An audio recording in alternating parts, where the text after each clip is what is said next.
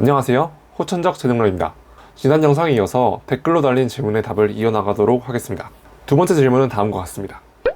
복습하기에도 시간이 많이 걸리는데 기출문제까지 봐야 할까요? 제가 기출을 보라고 말했던 것은 개념 공부와 문제풀이의 간극을 좁히기 위함입니다. 이 두 간극을 좁히는 공부를 하지 않으면 문제를 봐도 내가 공부했던 것을 바로 써먹지 못해요. 그리고 절대로 여러분에게 처음부터 문제 풀 수 있는 수준을 원하는 게 아닙니다. 그 수준은 회독을 돌리면서 차차 만들어 나가는 거예요. 그러면 하루의 기본 강의를 따라가기도 벅찬데 어떻게 기출문제까지 하냐? 일단 복습이라는 개념을 다시 정립할 필요가 있어요. 복습이란 건 우리가 배운 걸 다시 학습하는 겁니다. 하지만 복습의 목적이 없으면 하나마나예요. 복습을 제대로 했다면 문제를 풀 수 있어야 합니다. 물론 처음엔 답지도 같이 봐야겠지만요. 내가 기출문제를 보고 어떤 유형이 나오는지 알면 그 유형을 풀기 위한 개념을 공부하면 됩니다.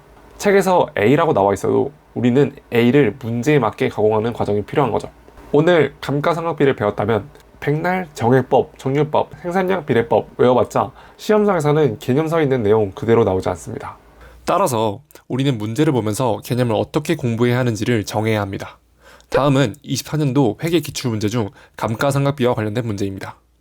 두 문제 모두 감가상각비를 공부해야 풀 수 있는 문제인데 개념을 보고 문제를 풀겠다가 아니라 문제를 보면서 개념을 공부해야겠다로 접근해야 합니다.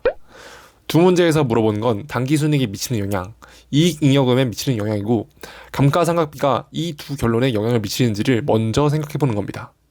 그 다음 감가상각비를 구하기 위해 어떤 자료가 나오는지를 파악하고 그 자료를 갖고 어떻게 문제를 풀어나갈지는 답지를 통해 이해하는 겁니다.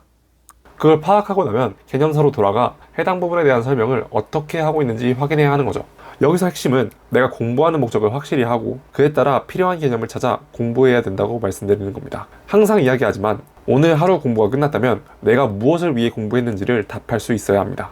여기까지가 이 질문에 대한 답변이었습니다. 질문 주신 분 다시 한번 감사드립니다. 다른 분들께서도 혹시나 궁금한 게 있으시다면 댓글 남겨주시고 자주 나오는 질문이 있다 싶으면 이렇게 영상으로 찾아뵙겠습니다. 이상 호천적 재능러였습니다.